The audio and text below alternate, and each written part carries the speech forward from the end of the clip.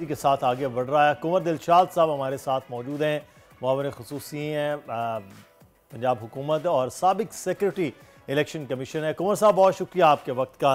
Sir अब अगला साल है और अगले साल के आगाज़ में ही इंतखाबात के मामलात जो हैं वो मुकम्मल हो रहे हैं, लेकिन इस वक्त कागजात नामजदगी जमा होना, फिर जाँच पड़ताल, फिर उसके बाद उन पर जितने भी एतराज़ात हैं या मंजूरी के मामलात हैं वो होंगे।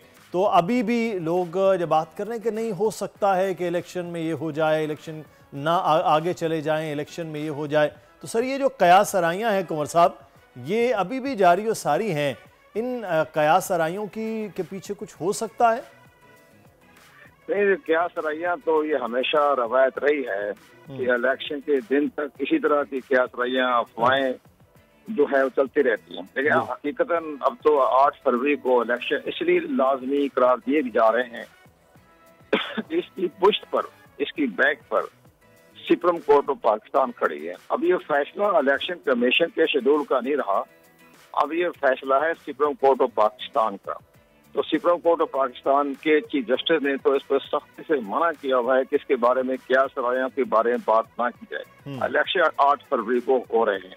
अब रह गया कि कागजात नामजदगी, ठीक है कि पंजाब की हद तक बाद जगहों पर, हर जगह नहीं, बाद जगहों पर कागजात नामजदगी दाखिल करते वक्त उनको दुश्वारियां पेश आई हैं। यह हकीकत पर मबनी है, ये जमीनी हकायक है। इस पर चीफ इलेक्शन कमिश्नर ने कल सख्त नोटिस दिया है और उन्होंने पंजाब के चीफ सेक्रेटरी को भी और IG पंजाब को भी खतूत लिखे हैं कि हमें इसकी वजाहत दी जाए कि कब बाद जगहों पर कागजात नामजदगी दाखिल करने में दुश्वारियां पेश आई, उनके रास्ते में रुकावटें खड़ी की गई, उनके कागजात छीने गए, तो हमें इसके बारे में मुकम्मल रिपोर्ट दी जाए।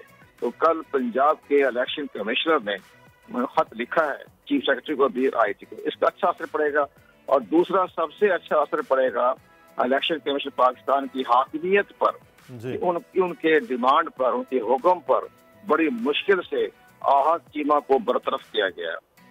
आहत चीमा जो है वो ठीक है, एक अच्छे ब्यूरोक्रेट रहे हैं, लेकिन बहरहाल उनकी सियासी झुकाव की वजह से इलेक्शन कमीशन पाकिस्तान ने सख्त एक्शन लिया और वफाकी हुकूमत ने भी चंद रोज तो मज़ाहमत की और उसके फैसले पर अमल दरामद करने में देर ताखीर की। जब चीफ इलेक्शन कमीशन ने हुक्म जारी किया कि हम आला सतह पर कंटेम्प्ट का नोटिस जारी कर देंगे, उसके बाद फौरी तौर पर उसको हटा दिया गया।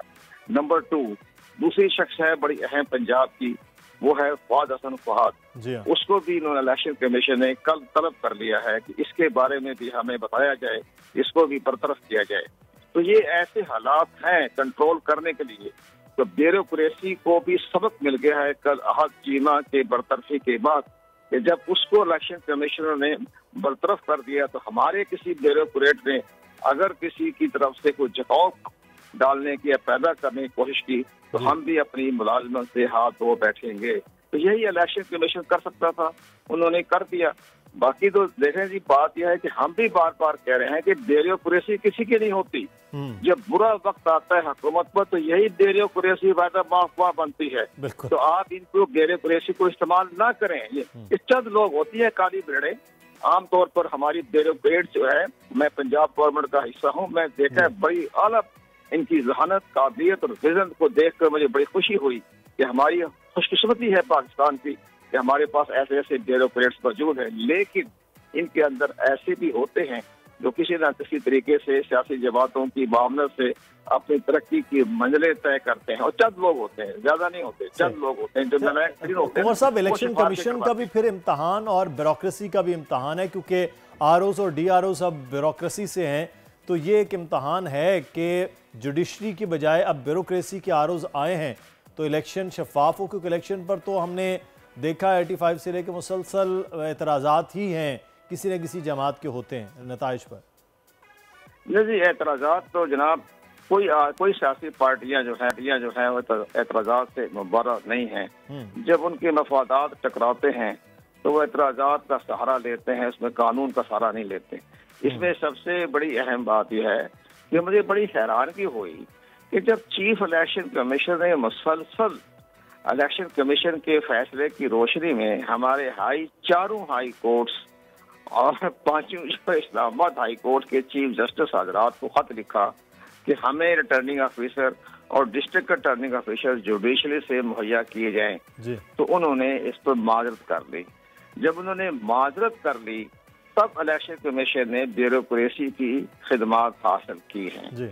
पहली बात तो यह है कि हमारी अदलिया को इलेक्शन कमीशन हालात को देखते हुए, तो ऐसी क्या मामला था, चल 1 महीने की बात थी, 1 महीने के लिए चंद इतने लाखों मुकदमा जेर इल्तवा में पड़े हुए हैं, तो 1 महीना भी इनकी खिदमत जो है इलेक्शन कमीशन को मिल जाती तो एक अच्छा तरीका से अच्छा सबक जाता, वो उनको आइन और कानून और इलेक्शन एक्ट के बारे में मुकम्मल आगाही हासिल होती है। चलो जुडिशरी का ऑफिसर है, आज जो हमारी ब्यूरोक्रेसी है उनको तो दूर दूर का वास्ता नहीं होता इलेक्शन एक्ट का, वो तो अपने इंतजामी मामला देखते हैं या फौजदारी मामला देखते हैं।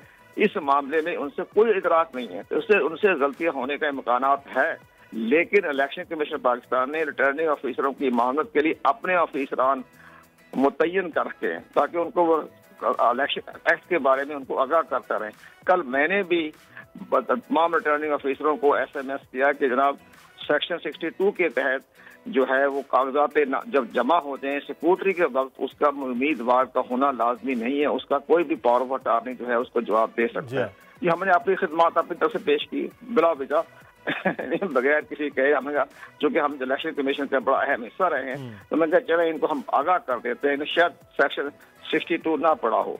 तो ये तो हालात हैं। अगर हमारी जुडिशरी का ऑफिसरान होते तो फिर मुमकिन था कि ये तरीका जो है वो उनको हर चीज से बाखबर रहते, लेकिन बहरहाल अब वक्त गुजर रहा है, आज 2-3 दिन में स्कूटनी भी हो जाएगी। उसके साथ हाँ, बिल्कुल। एक तो रिकॉर्ड जो है वो हुआ है कि 28,626 उम्मीदवारान ने कागजात नामजदगी जो है वो लिए हैं, लेकिन साथ ही साथ वो गहमा गहमी जो 1.25 महीना रह गया तकरीबन, वो गहमा गहमी नजर नहीं आ रही है। इसकी क्या आप वजह समझते हैं? इसमें सबसे बड़ी मैं अर्ज करूँगा आपसे, हकायक ये हैं कि जो आपके जो कागजात नामजदगी के रास्ते में छीना झपटी हुई है ना, ये उनके अपोनेंट थे जी। वो जो सियासी जमातें होती है वो बड़ी जंग लड़ती है जैसे होता है, उसमें इदारों का कोई वास्ता नहीं, ना कोई पुलिस का ना ब्यूरोक्रेसी का। ये महज जो उनके अपोनेंट है उन्होंने ये जो है वो छेड़खानी की थी, ये हमारी इतला के मुताबिक। नंबर 2, इसके बावजूद भी आप पूरे पाकिस्तान में सूबाई और कौमी असम्बली की 28,000 कागजात नामजदगी दाखिल हो चुके हैं, 28,000, जबकि सीटें तो आपकी 970 ही है पूरे कौमी असम्बली और सूबाई असम्बलियां मिला के। 970 सीटों पर 28,000 कागजात नामजदगी दाखिल हो गए हैं और इलेक्शन कमीशन को 65 करोड़ रुपया जो है वो इस मद में हासिल होगा जो उन्होंने स्टेट बैंक ऑफ पाकिस्तान में जमा करवा दिया। इससे अंदाजा लगाया कि सबके कागजात जमा हो गए, 3-3, 4-4 लोगों ने कवरिंग कैंडिडेट भी लिए, लेकिन हल्का फुल्का बहाल जो हो ही है, ये छीना झपटी ये अच्छा नहीं हुआ, लेकिन अपने लोगों ने किया है, इनके अपोनेंट्स ने किया है, इसमें हुकूमत का या इदारों का कोई ताल्लुक नहीं है। बिल्कुल नहीं, लेकिन मैं गहमा गहमी के हवाले से बात कर रहा था कि वो जो सियासी गहमा गहमी जलसों का वो अभी बड़ा ठंडा सा चल रहा है, क्या इसका वजह है कि इसके बाद जब फाइनल हो जाएगा तो आप समझते हैं कि बड़े जल्द से सर्द मौसम में सियासत को गरमा लेंगे? देखिए जी, मैंने फैसला पढ़ा है तहरीक इंसाफ के बारे में, इंट्रा पार्टी इलेक्शन के बारे में। आप मुझे तो बड़ी हैरानगी हुई कि इमरान खान साहब तो ठीक है मुल्क के नेशनल लीडर हैं, उनको तो इतना ज्यादा इदराक नहीं होता, लेकिन उनको जो निचली सतह के जो उनके कानूनी और आईनी माहिरीन थे या उनके पार्टी के अहदेदार थे, उन्होंने पार्टी का अंदरूनी ढांचे के बारे में नहीं बताया। पार्टी का अंदरूनी ढांचा था ही नहीं दस्तूर के मुताबिक। मैंने रिपोर्ट पढ़ के मुझे हैरानगी हुई, ढांचा ही नहीं था, ना इसमें चीफ जो होता है चीफ ऑर्गेनाइजर की पोस्ट थी, ना इसमें कोई अभी असद उमर जो है उन्होंने इस्तीफा दिया, उसके कोई कागजात नहीं, किसने इस्तीफा को मंजूर किया, कैसे चले गए, कोई रिकॉर्ड नहीं। इसी तरह उमर अयूब को लगा दिया सेक्रेटरी जनरल, उसका भी कोई रिकॉर्ड नहीं। जब इलेक्शन कमीशन इन सब के रिकॉर्ड मांगे, यहाँ नेशनल काउंसिल का कोई रिकॉर्ड नहीं, नेशनल काउंसिल ही नहीं है जो दस्तूर की बड़ी अहम हिस्सा होता है। ये सारी चीजें यहाँ तक कि चीफ इलेक्शन कमिश्नर इनकी पार्टी का अकबर जमाल निसारी साहब, उसको हटा दिया, उसका कोई नोट नहीं, कोई तरीकाकार नहीं, किस तरह हटाया, कैसे किसने बरतरफ किया, जबकि दस्तूर के मुताबिक उसको आप उसको बरतरफ नहीं कर सकते। उसको नया चीफ इलेक्शन कमीशन ले आए, उसकी अपॉइंटमेंट का कोई तरीका नहीं, किसने कर दिया, कैसे बन दिया। तो जब इलेक्शन कमीशन ये सवाल अली जफर से पूछा तो अली जफर साहब बड़े स्ट्रेट फॉरवर्ड है, सियासी जमात के तो रहनुमा हैं, वो सेनेटर भी हैं, उन्होंने साफ तौर पर कहा कि हाँ, बिल्कुल सही है। तो ये आप बात कर रहे हैं, ये भी बड़ा इंपॉर्टेंट है, जिसमें इतनी बड़ी जमात होने के बावजूद उनके पास जो टीम है लीगल, उसने जो कुछ किया उसके असरात भी बहरहाल उन्होंने भुगते हैं। बहुत शुक्रिया। सब्सक्राइब करें और बेल दबाएं ताकि कोई खबर रह न जाए।